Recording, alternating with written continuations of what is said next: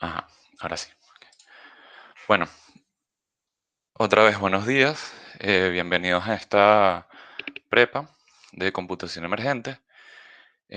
No sé si me conocerán, probablemente me conozcan, al menos de nombre. Soy el más fastidioso del grupo, probablemente, de la carrera.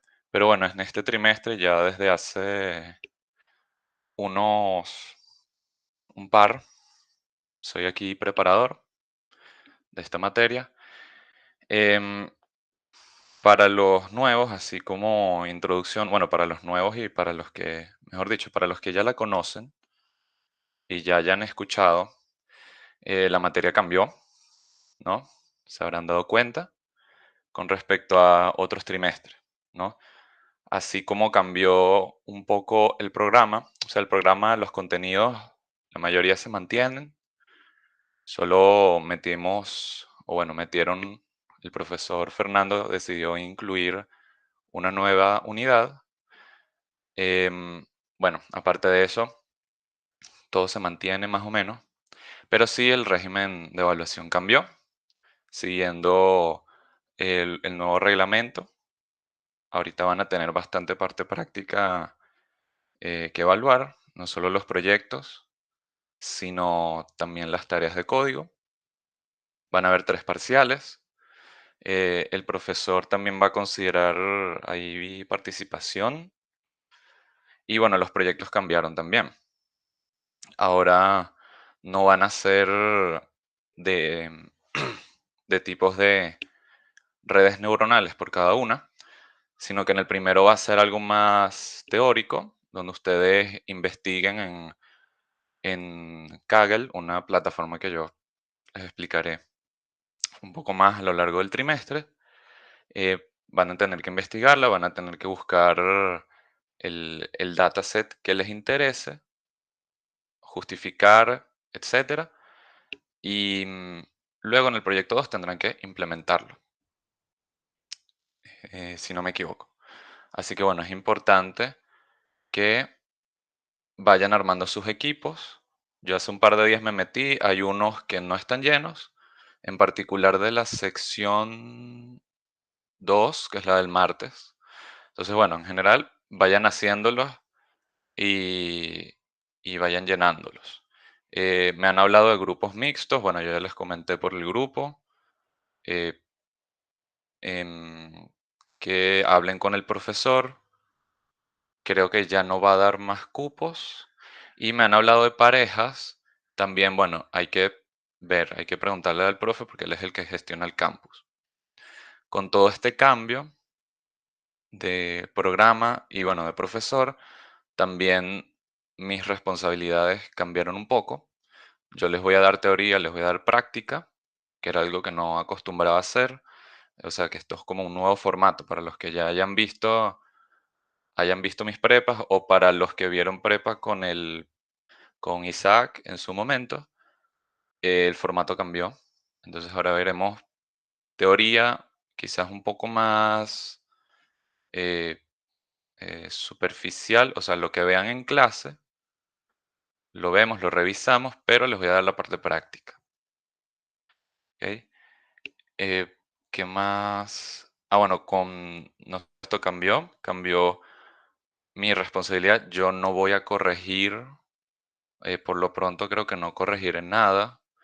Y si voy a corregir, será en función de una rúbrica que me va a dar el profesor. Porque antes yo corregía y el preparador anterior, Isaac, también lo hacía, pero el reglamento establece que no es nuestra responsabilidad. Y bueno, eso para que lo sepan. ¿Ok? Em, ¿Qué más? Así, entonces, bueno, el formato, los contenidos que veremos cambiaron. Bueno, esto adaptado al nuevo programa. Y eso, veremos la parte práctica. Entonces, voy a comenzar a compartir pantalla para mostrarles eh, unas cosas.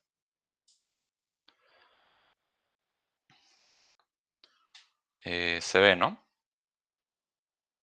Me imagino que sí. Sí, Ok. Entonces, este es el drive que van a tener, que yo les voy a dar de las prepas. Esto es un drive que evidentemente viene del, de los trimestres pasados. Eh, entonces hay cosas que probablemente no vayan alineadas con la estructura del curso, ¿no? Estos dos libros sí, creo, bueno, no, este creo que no lo vi en la bibliografía, pero aquí está el Goodfellow completo. Igual cuando vean aprendizaje reforzado, esta es una buena referencia si quieren profundizar. Esta plantilla del informe creo que la voy a borrar porque esta no es un formato que vayan a usar. Me imagino que el profesor les va a explicar más del formato. Eso tiene un formato de IEEE, como si hicieran un paper particular, ¿no? Aquí en esta carpeta van a tener las láminas.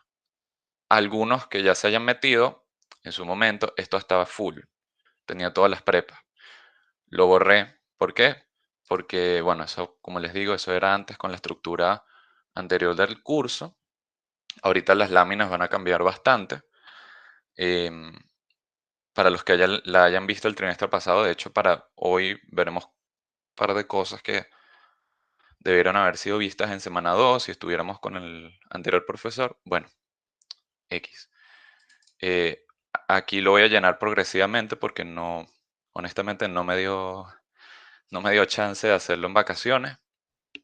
Entonces, bueno, cuando acabe la prepa, cualquier detalle que tenga la presentación de hoy, la subo y ahí lo tendrán. Y progresivamente se irá llenando. Y esto,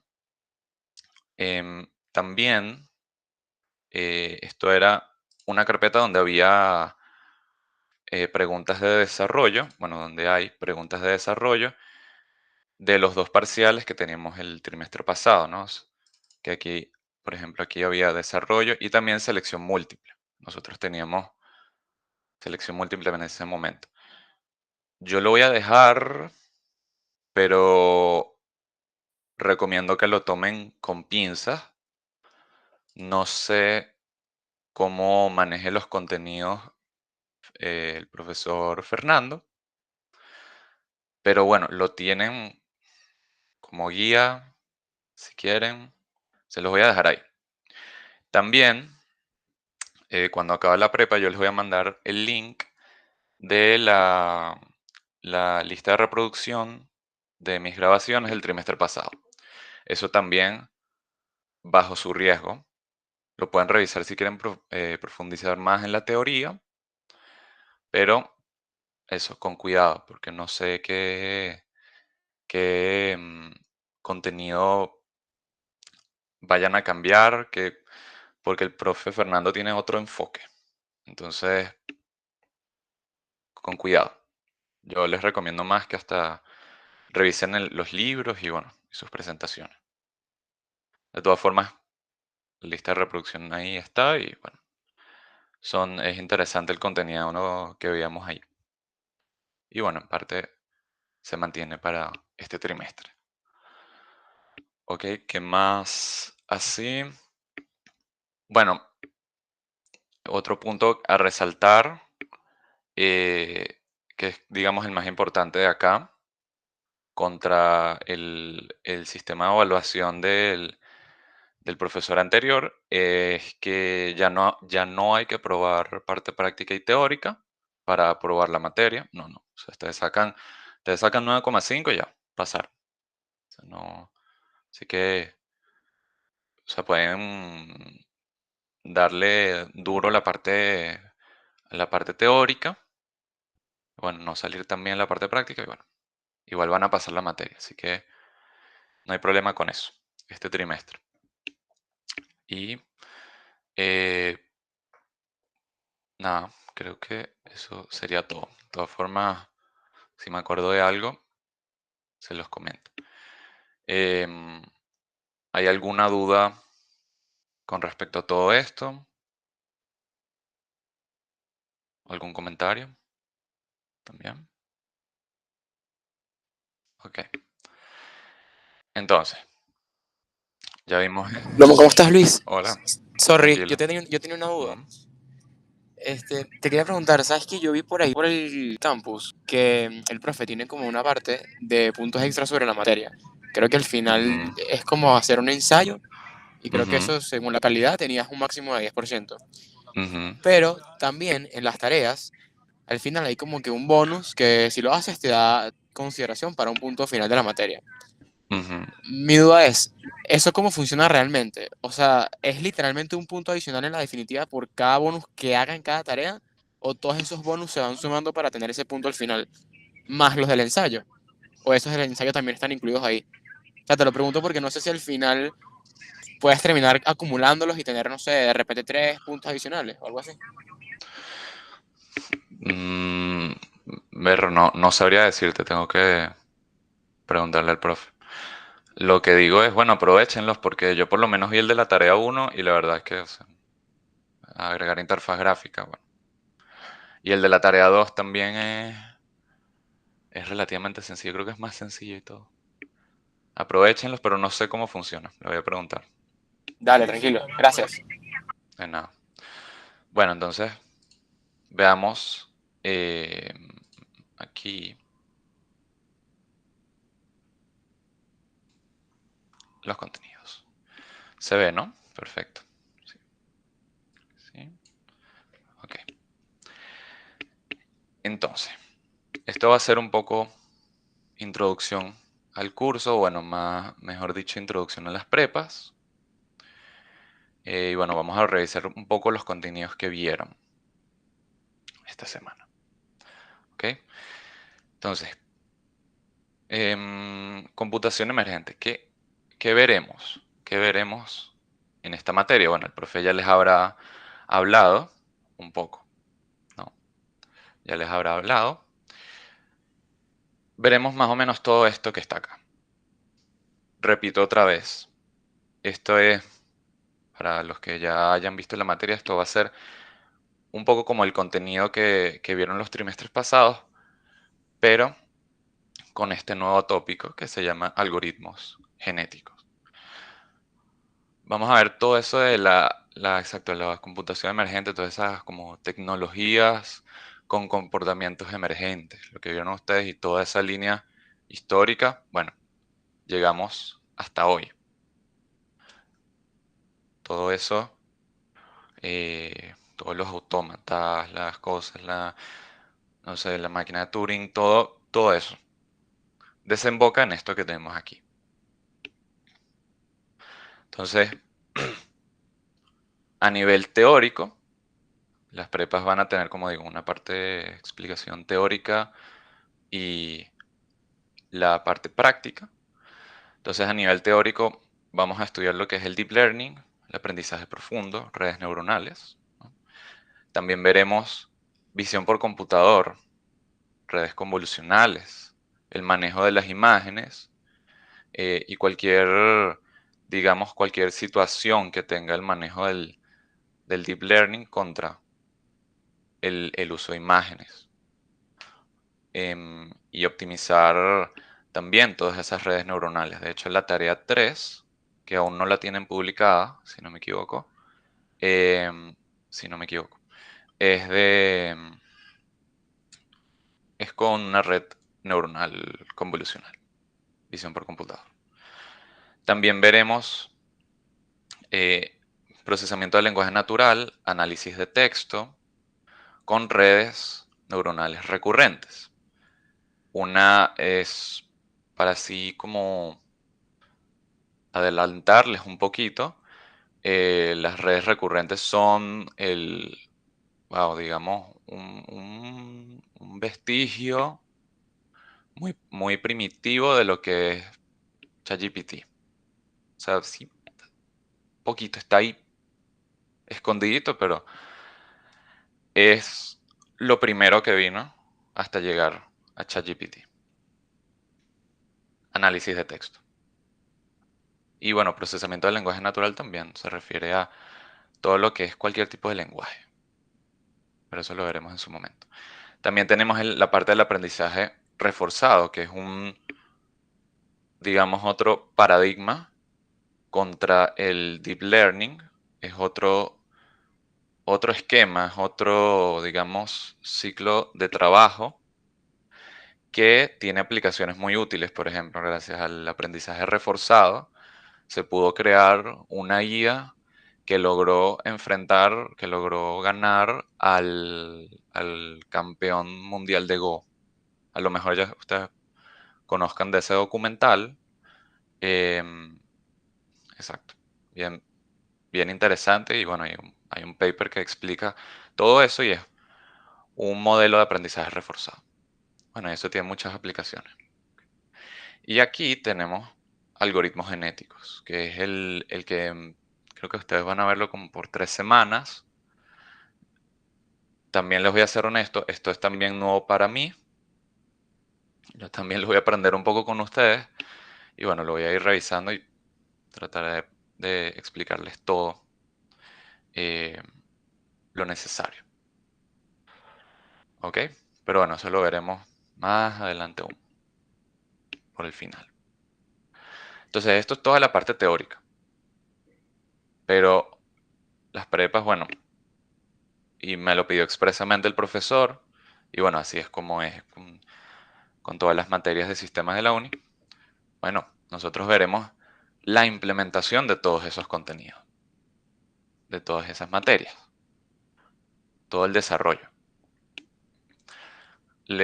Vamos a ver lo que es Kaggle, que es lo que les mencioné, esta herramienta que van a usar para hacer su proyecto donde van a sacar el dataset.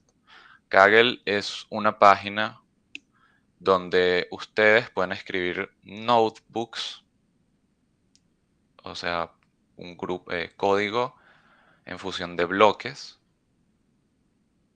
que van a ejecutar y lo que lo van a ejecutar, digamos, en servidores, van a hostear modelos ahí y los van a entrenar. ¿Por qué? Porque en general los entrenamientos locales, o sea, entrenar localmente es costoso. Bueno, entrenar un modelo en general es costoso, requiere muchos recursos. O sea, si queremos entrenar modelos complejos. Kaggle lo que nos da es un servicio en la nube para entrenarlos. Hay planes gratuitos. Para los planes gratuitos nos dan cotas de tiempo de GPUs, distintos GPUs, que nos permiten entrenarlo. Luego hay un plan pago que no sé mucho del plan pago, pero también puedes pagar y bueno, me imagino la cuota es infinita. La cuota de tiempo es infinita. Pero bueno, eso creo que en la próxima prepa lo veremos. Ok, también veremos NumPy, hoy en particular, una librería que a lo mejor ustedes conocen, que es la más usada, o sea, es de las más usadas para Data Science y también Machine Learning. Nos da unas buenas facilidades, ¿no? Nos dan unas buenas facilidades para qué, para el manejo de esa gran cantidad de datos con lo que vamos a trabajar. Luego tenemos PyTorch, que es de las también otra librería, de las más utilizadas en Machine Learning, en redes convolucionales, etcétera. De hecho, esa es la librería que van a usar para la tarea 3. Nos, nos simplifica todo el trabajo. En vez de tener que programar las convoluciones, que es algo que veremos, PyTorch nos lo da con una línea de código. Luego está Pandas. Pandas yo creo que sí lo deben conocer mucho más. Em, en algoritmos creo que lo usamos. La cosa es que yo lo vi hace tanto tiempo, pero en algoritmos creo que lo usan. Nos facilita el manejo de los CSVs. Muchos sí, o digamos la mayoría de datasets están en CSVs. Entonces hay que usar herramientas para extraer toda esa información de los CSVs. Y Pandas nos lo facilita. Y luego, esto no lo veremos tan detenidamente, pero es una herramienta también, bueno, que nos facilita la vida, que se llama Anaconda. Anaconda es un ecosistema de herramientas también de Data Science. Lo que hace es, a través de una interfaz, nos permite instalar cualquier librería. ¿Ok? Entonces podríamos instalar las librerías del método usual con el pip install tal. Pero bueno, también tenemos Anaconda, que Anaconda nos permite descargarlas fácilmente y también trae otras herramientas. O sea, tiene, qué sé yo, Jupyter Notebook, que bueno, eso no lo vamos a usar, pero es algo que también para Data Science y otras cosas se usa. Tiene PyCharm, tiene, creo que te permite instalar R, tiene muchas cosas. So, bueno, entonces por aquí pueden instalar todas las librerías o lo pueden hacer por el método usual. ¿Ok? ¿Hay alguna duda con esto? ¿Algún comentario también? Yo tenía una preguntita, porque cuando Ujú, iba a descargar PyTorch, ujú, me preguntaba que si era con CUDA o sin CUDA, y no ujú. entiendo qué es eso o cuál necesito. Entonces no sé si me Ese, puedes. eso es Ujú. una función. Aquí me pueden corregir los que sepan más de eso. Eso es una función de las tarjetas gráficas de NVIDIA eh, que permite hacer operaciones más rápidas, con más facilidad, paralelizar mejor. En general no lo tiene. O sea, Ok. eh, hay que, hay que ver, creo que solo las NVIDIA lo tienen. Y hay que ver si esa tarjeta gráfica NVIDIA trae esa función, si la tuvieras. Pero no, en general, ahí por la página oficial tienen que darle a la opción de cuando armen la línea de código para instalar PyTorch, si no me equivoco, le dan CPU. ¿Ok? Y ahí le instalan. De todas formas, voy a revisar eso. Creo que alguien levantó la mano. Sí, no, es que justamente eso es una herramienta que tiene, es nada más para NVIDIA, es el Ajá, paralelismo de entrenamiento para tarjetas gráficas, ajá. y nada, eso también lo implementa Keras, pero Keras también lo implementa para tarjetas no NVIDIA, pues, para tener eso en cuenta. Ah, ok. Igual que también hay otra herramienta para lo que es el entrenamiento, que es que en vez de usar Kaggle, no sé qué tanto ah, de experiencias habrás tenido con eso, pero por lo menos en los Google Colabs tienen una Ujú, herramienta que es el entrenamiento mediante GPU virtual. ujú. Y en Sí, verdad también es burda rápido. Entonces no sé, no sé tu experiencia con eso también. A ver si también aparte de Kaggle se puede utilizar eso. sí, sí, en Kaggle hay una opción para, ¿cómo se llama esto? Sí, volver más rápido el entrenamiento. Eh, es que la opción tiene un nombre específico, pero ahora no me acuerdo. Como que lo repotencia. Entonces, exacto, elige GPUs, Ah, ok. una virtual, exacto. Y es alojada, y eso es lo que me refiero con que tiene una cota también de uso. Una Ok. cuota, perdón. Son un número de horas, un número de horas semanales. Así que tienen que estar pendientes de cuando entrenen los modelos, que no pasarse de las Vale, cuotas. perfecto. ¿Ok? Entonces, estas son lo que vamos a usar en general en el curso por ahora. ¿Ok? Con esto, ahora sí, veamos un poco más de la materia. Esta imagen, eh, a lo mejor ya la han visto. Los que hayan visto la materia ya la conocerán muy bien, creo yo. Áreas de la IA. El computación emergente, exacto, incluye IA. Y la IA ha crecido tanto que, bueno, ha creado áreas a lo largo del tiempo, donde cada tipo de modelo, donde cada tipo de inteligencia artificial cae en alguno de estas categorías. En general, la propia IA, esto es más para introducción, esto no lo habrán visto con Fernando y no creo que lo vean con Fernando, esto como cultura general para conocerlo. El campo de la propia IA, en general, hablamos de programas que se adaptan y sienten.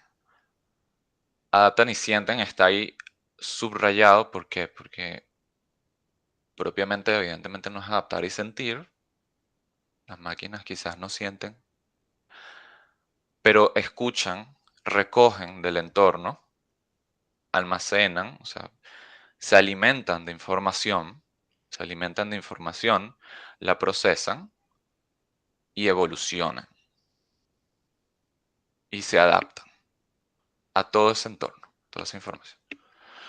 Entonces, recogen y evolucionan y mejoran progresivamente. ¿Cómo? Ah, bueno, eso depende. Los métodos variarán. Ahí me apoyo en decir, cuidado que el aprendizaje reforzado es otro paradigma a lo que comenzaremos a ver hoy, el Deep Learning. Entonces, luego ahí entra el Machine Learning. Son esos algoritmos que mejoran su rendimiento conforme se exponen a más cantidad de datos a lo largo del tiempo. Ellos se van alimentando, se alimentan, se generan datos.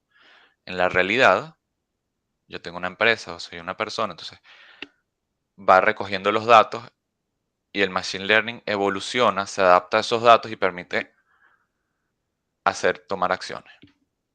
Puede obtener información. Nos permiten tomar decisiones también. Pero lo importante es que van mejorando conforme se exponen a más. Siempre que nosotros afinemos bien nuestros algoritmos. Porque a veces la sobreexposición tiene desventajas. Pero bueno, eso lo vamos a ver también más adelante. Sí. Y luego tenemos el Deep Learning, que son esos algoritmos de Machine Learning que están basados en conceptos más específicos. No quiero hablar de estructuras porque luego no quiero confundir con estructura de datos. Esto para nada es estructura de datos. Pero con ya una implementación mucho más particular, que son las redes neuronales, que cuentan con parámetros y otros elementos. Ahorita estos algoritmos los vamos a concebir como esas unidades que están organizadas, que van procesando progresivamente la información y devuelven un resultado. Y aparte tienen estos parámetros, que son es la base para realizar todas las estimaciones. Y luego otros elementos que se incluyen para afinar esos resultados, para hacerlas más óptimas. ¿Ok? Entonces, pero redes neuronales. Si son redes neuronales, bueno, serán como las neuronas de nuestro cerebro. Sí, no. Veamos. Redes neuronales específicamente son, bueno, un conjunto de neuronas y conexiones entre ellas. Puede ser, exacto, como las de biología, sí, más o menos. En general, ellas reciben información y luego, bueno, exacto, la procesan, reciben esos datos, mejor dicho, los procesan y devuelven un resultado. Sí, ok, sí. Sin embargo, estas son, yo creo que más interesantes. No, mentira, a quien le guste la biología está bien.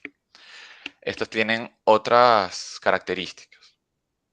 Aparte de ser varias, que tienen conexiones entre ellas, También vamos a hablar de que tienen una arquitectura y unos parámetros a aprender asociados. Arquitectura, ¿por qué? Bueno, porque ya no lo han visto aún. No se puede preguntar, bueno, pero las puedo apilar, las puedo organizar en capas. Sí, claro, evidentemente, y bueno, eso tiene una serie de ventajas enorme. A eso lo llamamos con arquitectura. ¿Cómo es el tamaño de esa red neuronal y cuántas unidades tiene por eso que llamamos capa? Que ahorita es un concepto que veremos, creo que la prepa que viene mejor. Pero eso es la arquitectura, el diseño de esa red neuronal. Y los parámetros a aprender asociado. ¿Cómo es eso de los parámetros? Este es un ejemplo bastante sencillo de una red neuronal o siquiera una neurona, nada más. Es una unidad que recibe un vector de entrada, ¿no? Aquí lo está separado, pero bueno, son dos elementos de un vector de entrada que se combinan con dos pesos en cada una de las conexiones, se suman y se le añade un elemento adicional.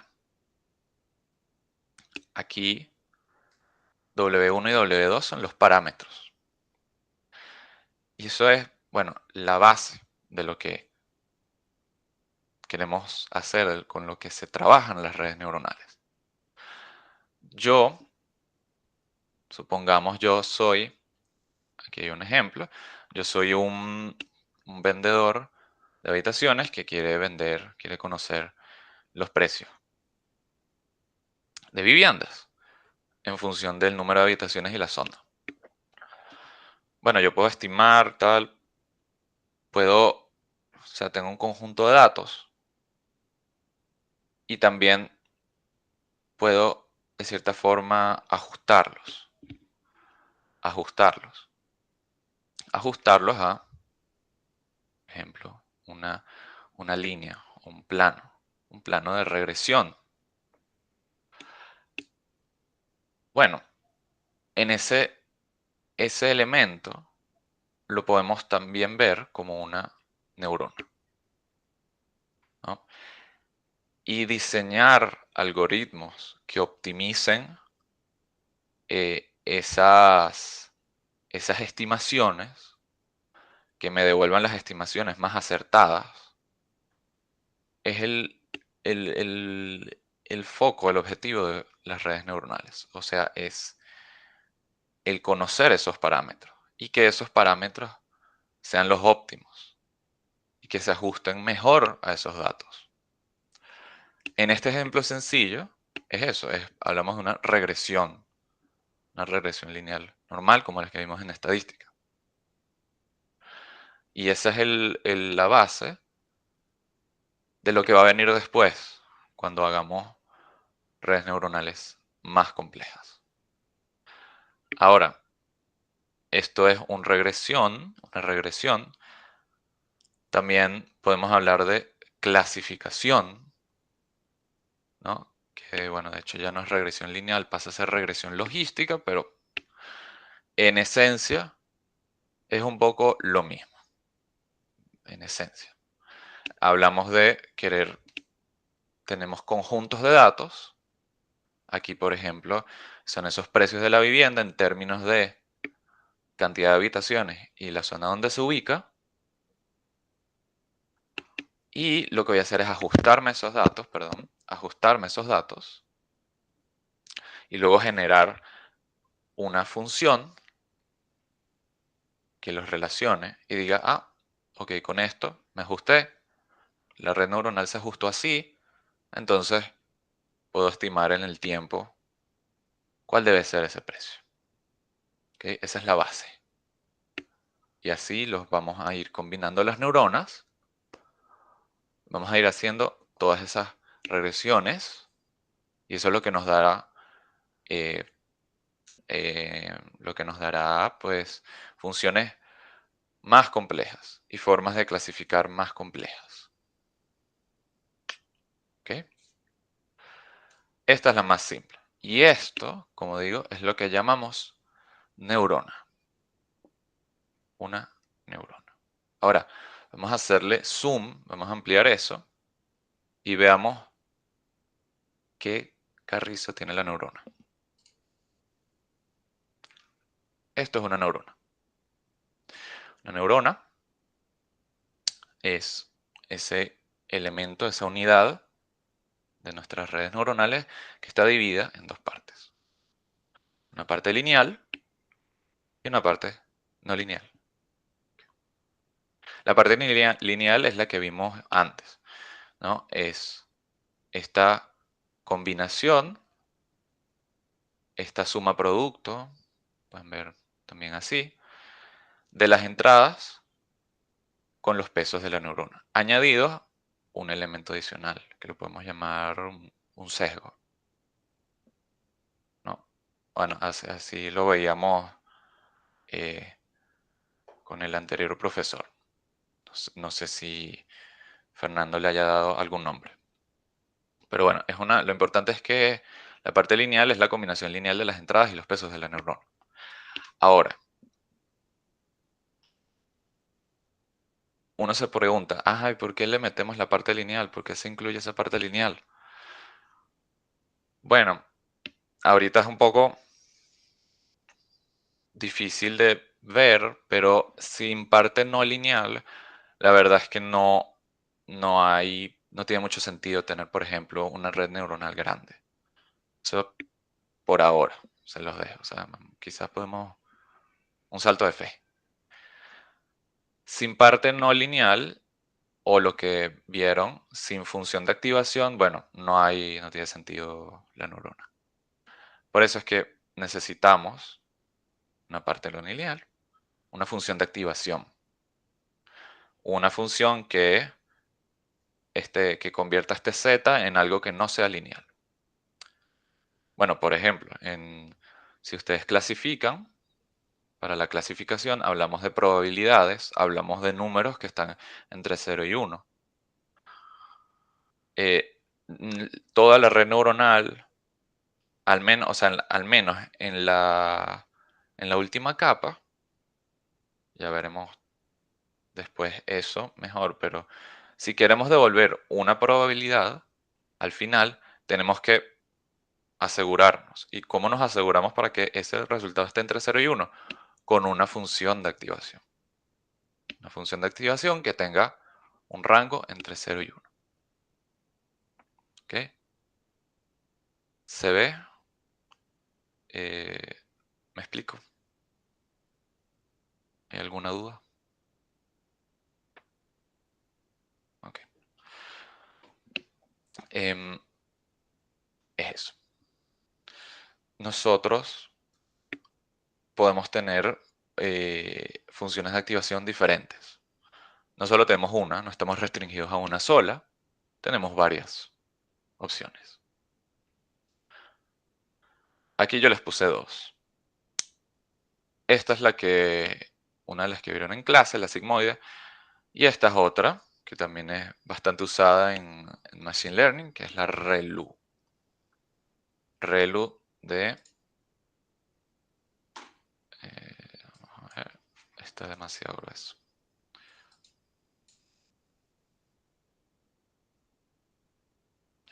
Primero borrarlo aquí.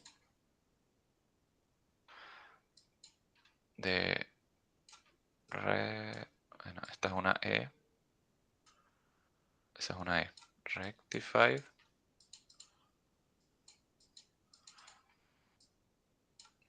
Esta es una E. Perdón. Pero linear. Eso es una L. Linear unit. Okay, esa es una opción de función de activación que lo que hace es que lo que tome por entrada sea X, o sea, si X es lo que recibe por entrada, devolver a X, si X es mayor o igual a 0, o 0, si X es menor que 0. Creo que ahí, sí, creo que está bien. Eso es lo que hace la ReLU, que es bastante usada. ¿Por qué? Bueno, por este 0. Este 0 nos ayuda en varias cosas cuando tengamos arquitecturas más complejas. ¿Ok? Entonces, pero bueno. Las funciones de activación. Bueno, justamente, pues, valga la redundancia, su función es eliminar la linealidad de las entradas de la neurona. Si hablamos de, bueno, varias capas, yo sé que no han visto redes profundas, pero bueno, esto es como el uso más importante. Dependiendo de las capas ocultas, o sea, cuando ya tenemos varias capas de redes de neuronas, ellas van a afectar, ¿no? Es importante la elección de la función de activación.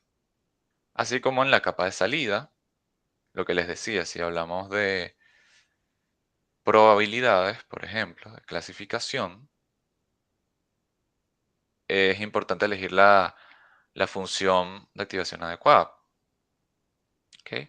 Por ejemplo, la sigmoide, ¿no? La sigmoide es de las más usadas porque su rango está entre 0 y 1. Así de sencillo. Y bueno, esto como otro comentario, para capas ocultas, usamos esta, la ReLU, o una variación que se llama Leaky ReLU, que bueno, en vez de 0 cuando es negativo, tiene una función lineal pendiente, exacto, positiva, pero muy pequeña. Y para la salida, eso, sigmoide, tangente hiperbólica, u otra que se llama softmax, que también se usa para clasificar.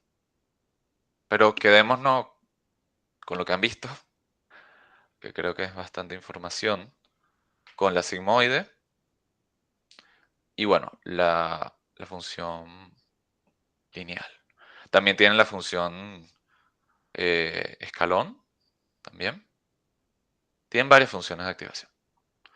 Lo más importante es esa y que, bueno, hacen que realmente pueda tener una red neuronal con varias capas. Si no hay función de activación y todo es lineal, pues no va a haber mucho efecto. ¿Ok? ¿Me explico? ¿Todo bien? Si es mucho contenido me Sí, avisan porque todo esto es... bien. Ok.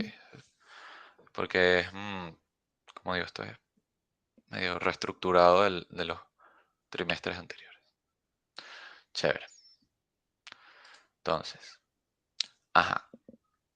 ¿Cómo son los cálculos en una neurona? Bueno, vamos a tomar el más simple de todos. Que es algo que, bueno, es básicamente lo que van a tener que hacer en la tarea 1. Al final, sí, cuando estamos en regresión, eh, aquí estamos exacto en el ejemplo de una regresión, o sea que la neurona recibe y bota el resultado que tenga que botar, ¿no? Porque si es clasificación, lo que les digo nuevamente, aquí habría que incluir la sigmoide en el resultado, para que nuestro resultado esté entre 0 y 1. El caso más sencillo. ¿Qué es lo que hace una neurona? Bueno, hace esa combinación o esa suma producto entre los pesos y las entradas. La matriz W tiene una cierta forma, por la forma en que se estructura esa matriz W, esa matriz X, es necesario hacer una transposición de la matriz W. Si se acuerdan de regresión lineal, bueno, así es la definición. Así es como se trabaja con la regresión lineal. Y se le suma esta B, o el sesgo. ¿Ok? Entonces, recibe estos datos de entrada, que en este caso, esta es X, ¿no? Estas dos acá. Eso es o pongámoslo mejor, X es ese vector, X1, X2. ¿Ok? Y luego tenemos la matriz de pesos, que se transpone. Y se le suma el sesgo aquí. Aquí está, el sesgo también. ¿Ok? Esa es para la parte del no, exacto, la parte lineal, perdón. Esa es para la parte lineal. Luego, aquí tendría una Z. Bueno, supongamos que eso es una Z. Y la activación. Entonces, con esa parte lineal, a esta Z le pasamos, o a la función de activación, le pasamos la parte lineal, la Z, y obtenemos la activación. Que al final, en este caso, la activación, pues coincide con que este Y gorrito. ¿Ok? Eso es básicamente la neurona. La neurona, evidentemente, no. O sea, esto es el ejemplo más sencillo. Bueno, de hecho, el ejemplo más sencillo es solo X1. Tener X1 y borrar esta X2, pero eso no tiene mucho sentido. O sea, no tiene mucha utilidad. Pero lo que sí les quiero decir es que esto puede tener tantas entradas como quisiéramos. Como quisiéramos. ¿Ok? Y bueno, tendrá su salida. Esta es la forma, digamos, más general, hablando de matrices y hablando de pesos. Esa es la forma matricial, para no escribir W1 por X1 más W2 por X2 más. Así en forma de matriz. ¿Ok? Entonces, eso es en la parte de la neurona. Y bueno, eso es básicamente lo que tienen que hacer en la tarea 1. Ahora, ustedes también vieron tipos de distribuciones. Tipos de distribuciones, creo que les dijo el profe. Pasa que en la realidad no todo es bonito. No todo es, bueno, vamos a ver, no todo es... Hay todos los punticos aquí azules. Y luego todos los punticos rojos aquí.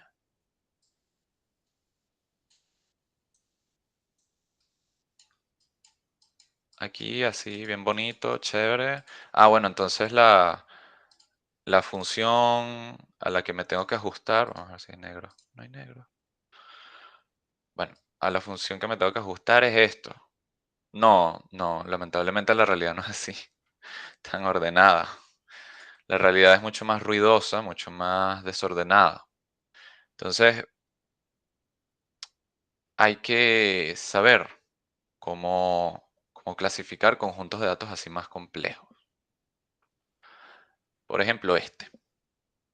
Yo quiero clasificar esto. Aquí. Si yo lo uso esta red, o simplemente esta neurona que vimos acá, bueno, no va a hacer nada. No va a hacer nada. No va a hacer nada porque es una simple neurona. Si fuera un conjunto así, que todos están bien estructurados, o como les mostró el profe, así uno así y luego los otros datos en el otro lado. Bueno, eso sí sería más fácil, eso sería suficiente, ¿no? Porque al final eso es se ve a primeras que una recta que pueda clasificar, ay Dios mío, bueno, una recta que pueda clasificar esto, se pare así y así. Ok. Sí, pero en este conjunto no. Entonces, hay que hacer algo más. Hay que hacer algo más. Podemos agregar más neuronas, por ejemplo, en una misma capa.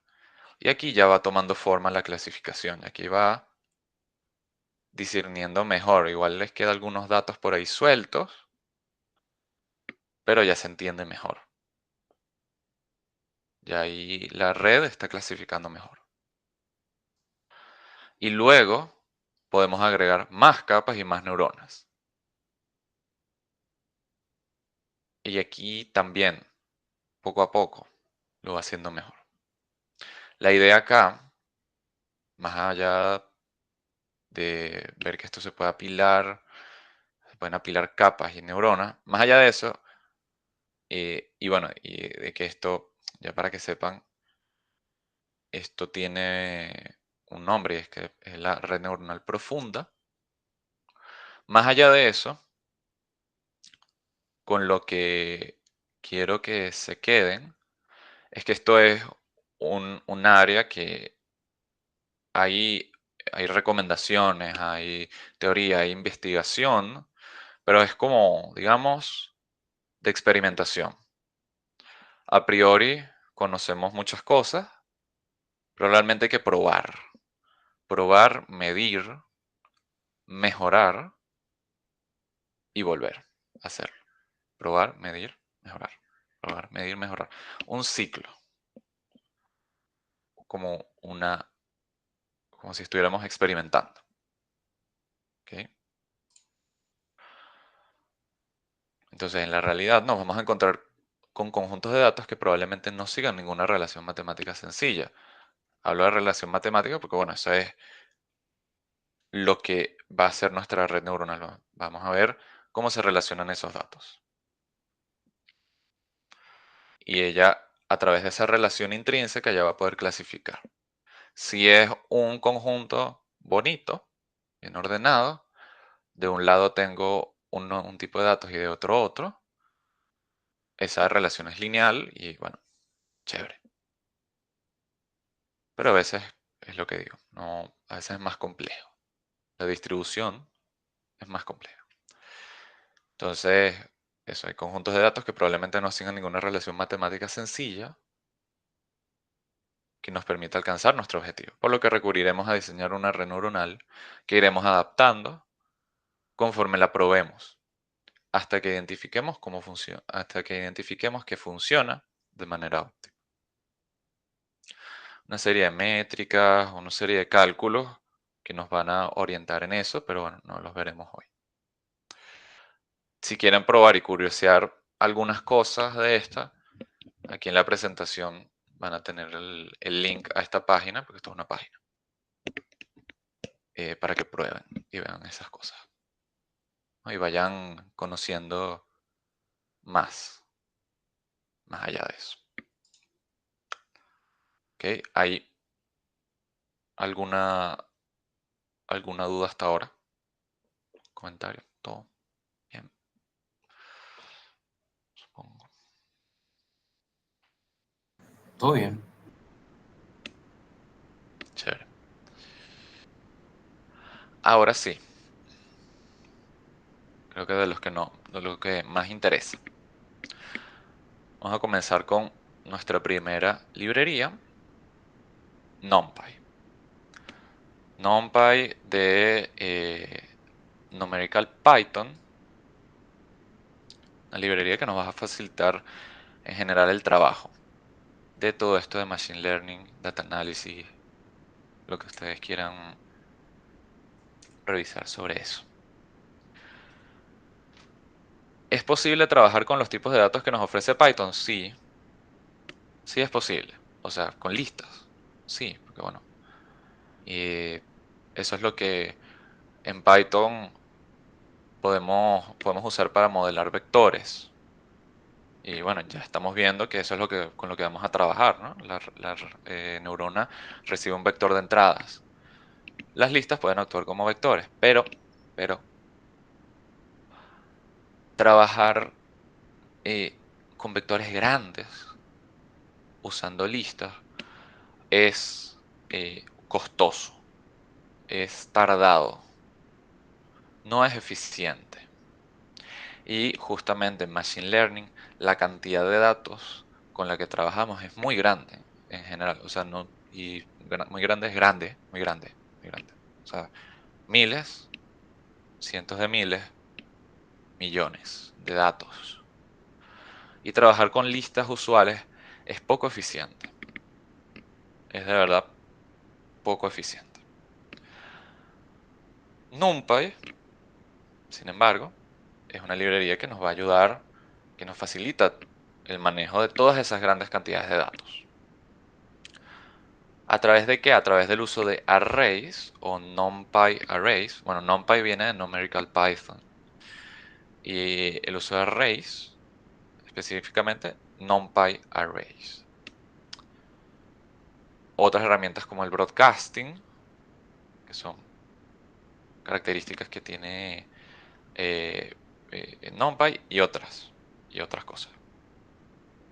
En general o sea, lo básico es los arrays y también la vectorización. Vectorización. Y bueno, esto es un básico para ciencia de datos y Machine Learning. Ok, entonces aquí tienen documentación. Para los que les gusta leer documentación. Me imagino que ahora quiero pensar que haya gente que lee documentación, no sé. Y una lista de reproducción de un curso que encontré, que bueno, en parte me basé en lo que les voy a mostrar ahora en la parte práctica. De eso. Ok, que me pareció chévere cómo explica el hombre. Tal. Igual por ahí vi uno ¿cómo que se llama? El bootcamp, ay, se me olvidó el nombre. Free Code Bootcamp, yo no me acuerdo cómo se llama. Ahí está, hay otros cursos. Es una librería muy usada. ¿Ok? Entonces, voy a salirme de acá. Y bueno, los que tengan, si quieren, los que tengan eh, la librería instalada, bueno, pueden ir anotando. De todas formas, yo les voy a mostrar el código. Voy a dejar de compartir aquí. Voy a comenzar a compartir. Claro, porque está minimizado. Ya. A ver.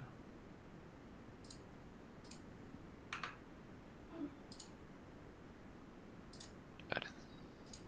Ajá. Ok. Entonces, aquí debería estar compartiéndose. Sí. Entonces veamos un poco de esto de NumPy. Ok, aquí me van a tener que tener un poquito de paciencia porque mi teclado no sé qué le pasa con la P, pero a veces no lo escribe. Entonces, bueno, aquí estamos en Visual Studio. Como digo, NumPy es una librería usual, como las que han trabajado antes, en algoritmos o en general. Entonces, como cualquier librería, la importamos. Así. Ven que esto es un fastidio. Y en general se trabaja con NP. Esa es me dicen si no leen. Yo creo que este es un buen tamaño de letra. Eso es lo que se acostumbra. ¿Ok?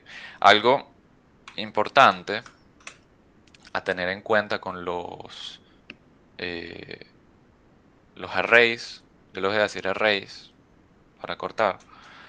Algo importante es que estos arrays tienen que contener un solo tipo de dato.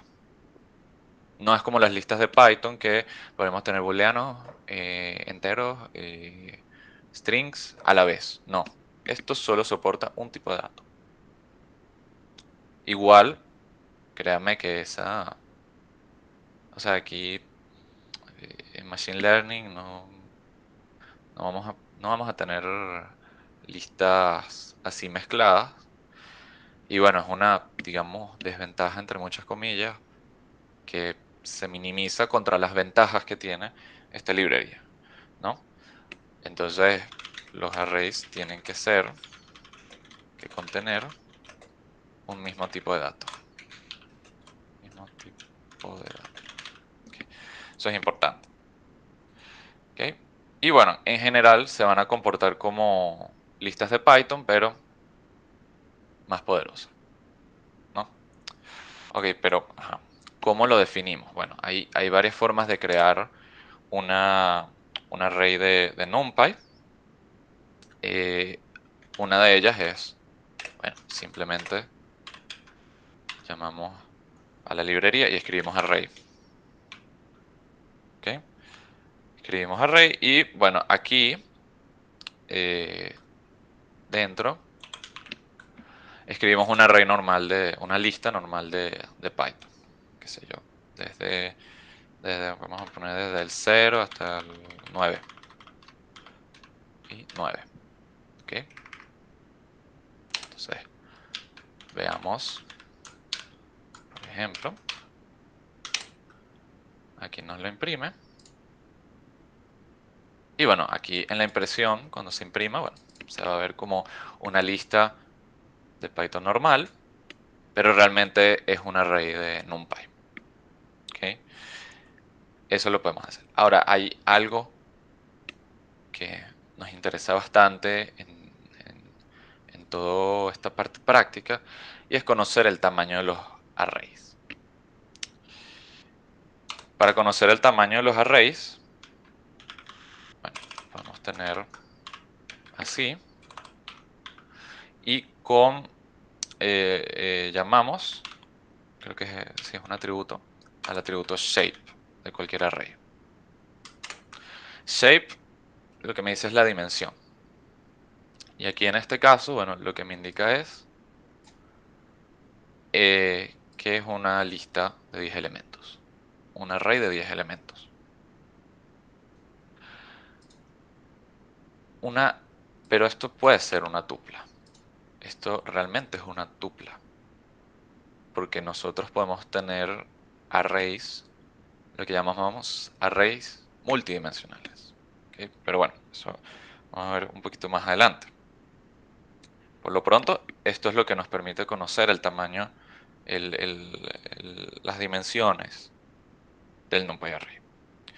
También, bueno, por ejemplo, podremos tener, si queremos, no nos provoca, bueno, exacto, no nos provoca escribir toda esta lista acá. Bueno, por ejemplo, hay un método que se llama numpy.arrange, que arrange recibe, o sea, permite crear una lista dado un inicio, dado un final y un paso. ¿Ok? Entonces, por ejemplo, yo quiero crear esa lista de arriba. Entonces, debería ser, empecé en 0, termina en 10, no lo incluye. Es como el range de Python. Este es incluido, se excluye. Y el paso. Entonces, lo imprimimos. Y ahí está, es idéntico. Una forma más rápida de hacerlo. Por ejemplo, tenemos eso. Otra cosa que a veces queremos hacer es crear los arrays para luego poblarlos, llenarlos de datos. Eh, bueno, eso implica crear un array lleno de ceros. Porque al final, inicialmente no nos importa que contenga. Luego lo vamos a llenar. NumPy tiene una función así,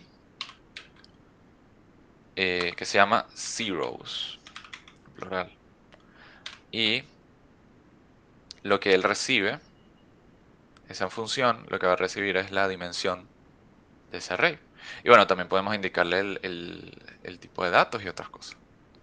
Entonces, en este caso, eh,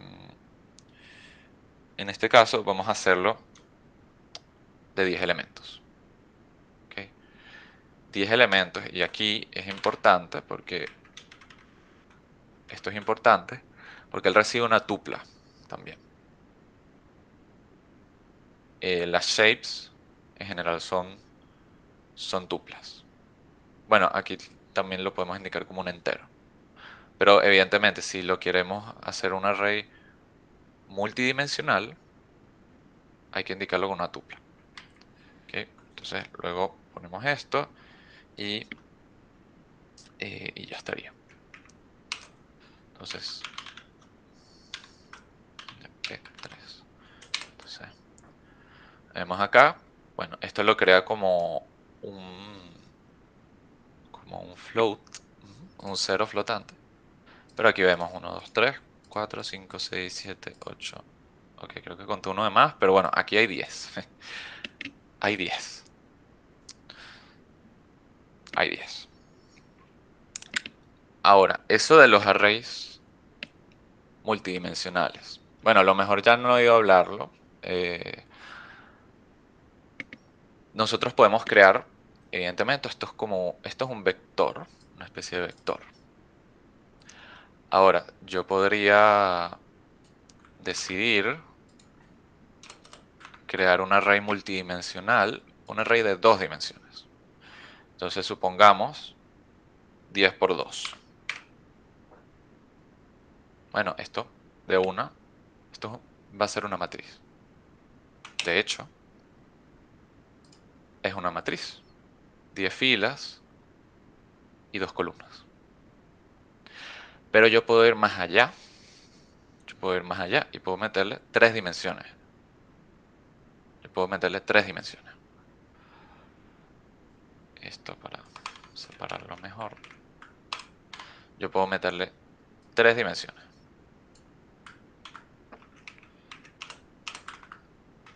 ¿Ok? Entonces, por ejemplo, voy a quitar acá 10, no, porque ya es demasiado. Voy a ponerle 5. O bueno, 2, 2, 2. Que es más fácil de verlo. Aquí. Entonces, esto nos permite crear vectores, crear matrices, pero hasta crear pilas, matrices, si se quiere ver, matrices apiladas entre sí. ¿Por qué esto es útil? Bueno, porque ¿qué son las imágenes? Las imágenes son píxeles. Pero cada píxel, en general, se codifica ¿con qué? Con RGB.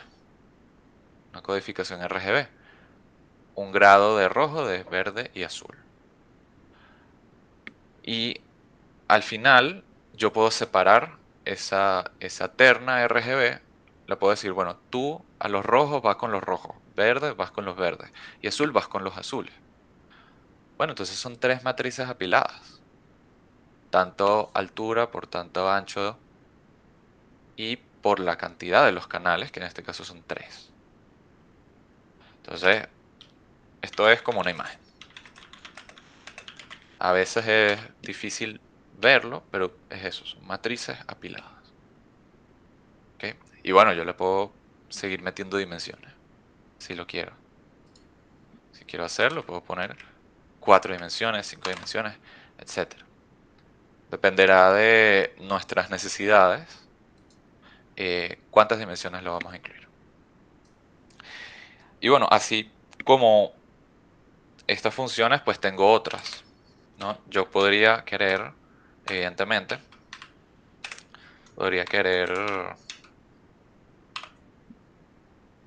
crear arrays, pero random, ¿no? Bueno, eso es como lo hemos hecho antes. Llamamos a random y ponemos random.rand. Bueno, aquí nos lo indica. Crear un array de una forma dada y lo llena con valores randoms en función de una distribución uniforme en el intervalo 0, cerrado, abierto 1. Simplemente hay que darle la dimensión. En este caso vamos a ponerle esa misma arriba. Aquí algo importante es que no recibe una tupla. Aquí recibe puro entero. Entonces vamos a imprimirlo. Y ven.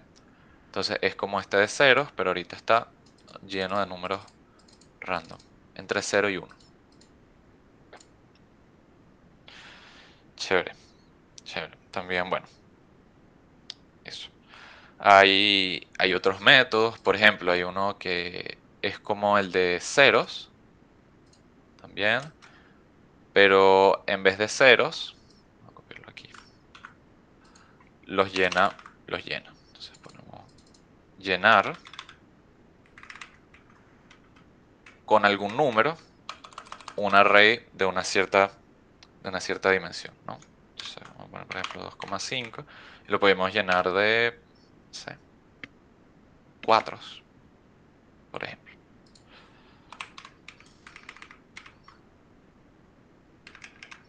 Aquí. Entonces, 2 filas, 5 columnas de puros 4. Hay muchas funciones así. Y así como hay muchas funciones así, bueno, por ejemplo, dentro de random hay muchas distribuciones de probabilidad. Y bueno, realmente el queso a la tostada, la utilidad de esto es la vectorización, la optimización del tiempo para operaciones entre vectores o entre matrices. Entonces voy a crear acá ya dos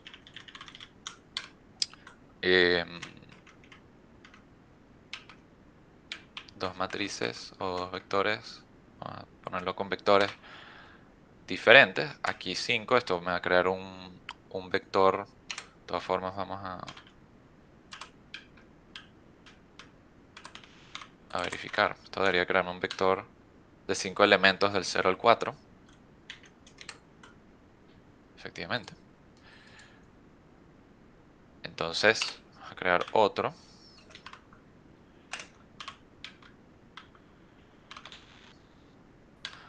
Este es más, este vamos a ponerlo random, por ejemplo.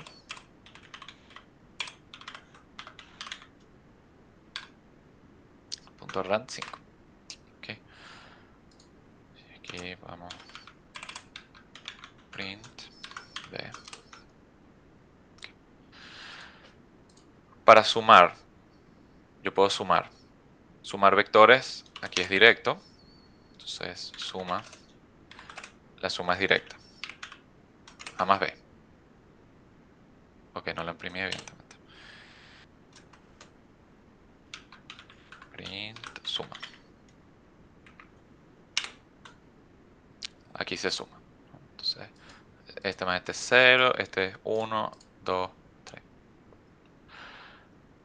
Ahora, hay operaciones, por ejemplo, que aquí es cuando yo les dije a algunos que por eso es que NumPy podría facilitar el hacer la tarea, la primera tarea, y bueno, les va a facilitar muchas cosas, quizás en el proyecto, la tarea 3, por ejemplo, o en la tarea 2.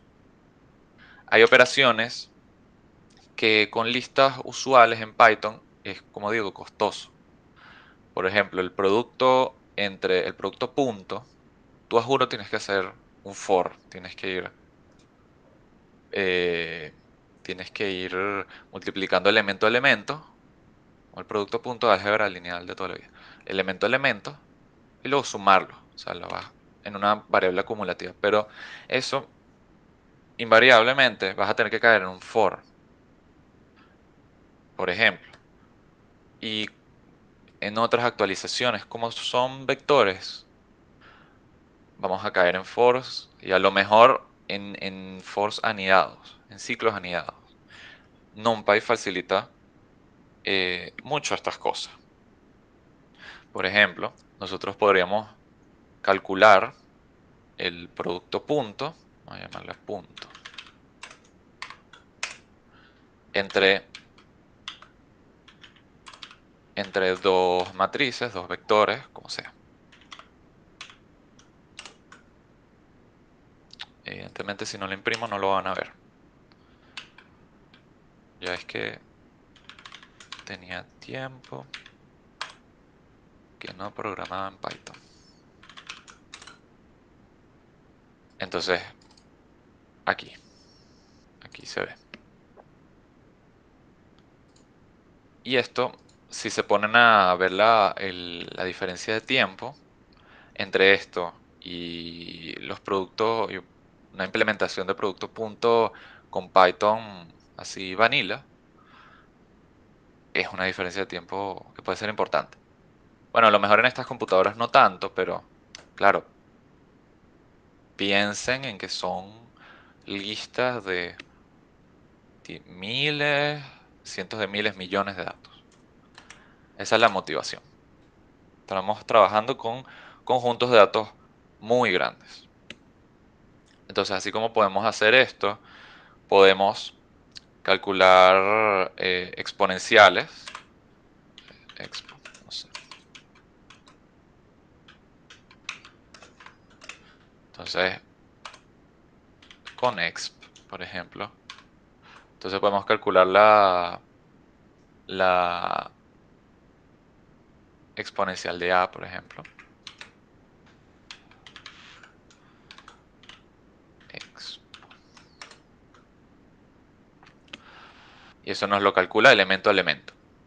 Entonces es importante también tener en cuenta qué métodos usamos, porque hay veces que es elemento a elemento, u otras veces que es como el producto punto, que bueno, ya nos devuelve un número, un escalar real. ¿Ok? Eso.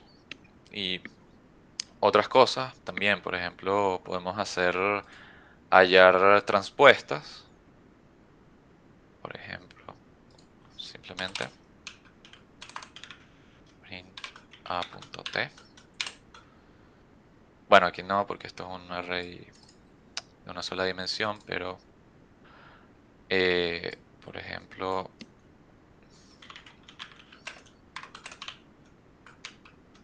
aquí rand, por ejemplo, no sé, 4 filas, 2 columnas, y aquí lo esperado ok,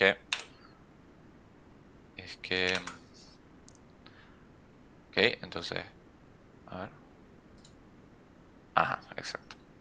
Dime. Luis, yo tengo una duda. Con la parte del producto punto, que es el punto dot, ahí no tiene problema con las dimensiones. O sea, no. ¿Sabes lo de las dimensiones de las matrices cuando haces el producto punto? O sea, Ujú. tiene que ser como que las mismas, ¿no?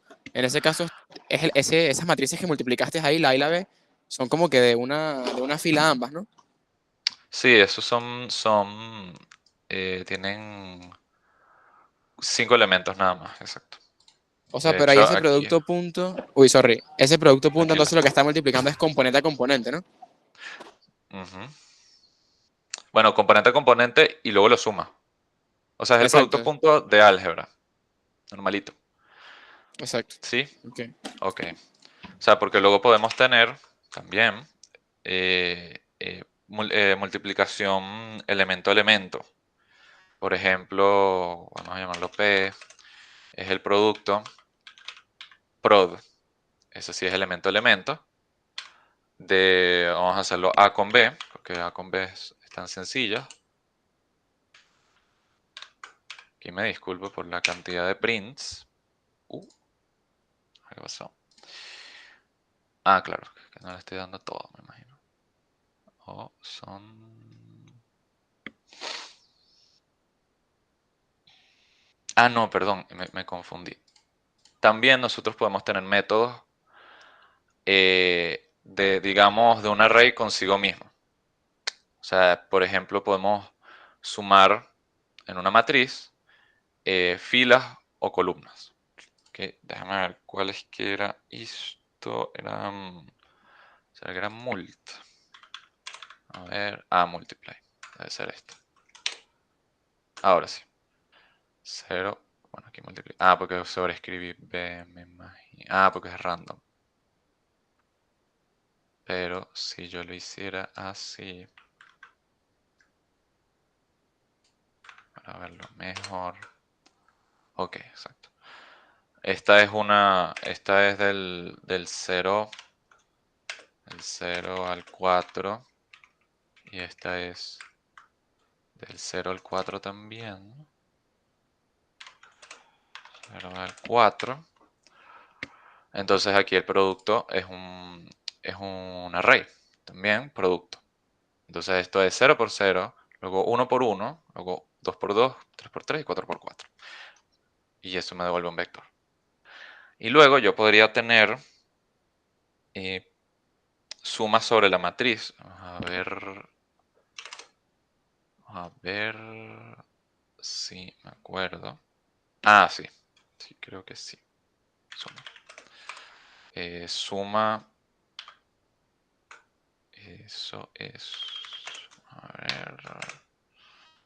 MP. Sum. Y esto me debería pedir. Over a given axis, ¿no? Entonces, por ejemplo, voy a volver a iniciar. A. Esta vez como un. Perdón. Voy a ponerle random. Random. Esto es algo que también van a usar bastante. Vamos a poner 4 filas, 2 columnas. 4 filas, 2 columnas. Lo vamos a imprimir. Y entonces, esta matriz, 4 filas, 2 columnas. Está A. Yo puedo hacer sumas dentro de la matriz sobre ejes. Puedo elegir sumar sobre filas o sumar sobre columnas. Esto me debería devolver un array. No, me debería devolver. Ok, sí, exacto, un array. Entonces, el eje va de 0 hasta la cantidad de dimensiones menos 1. Si yo le elijo 0, esto debería ser las columnas. Print suma fila. Bueno, sí, entonces vamos a cambiarle esto. Creo. Eso siempre me confunde. Columna. A ver. Bueno, supongamos. Sí, bueno, sí, porque es un vector, devuelve un array de 2 elementos. Entonces, si este es para las columnas, ahora yo quiero hacerlo por filas. Vamos a quitar mejor esto.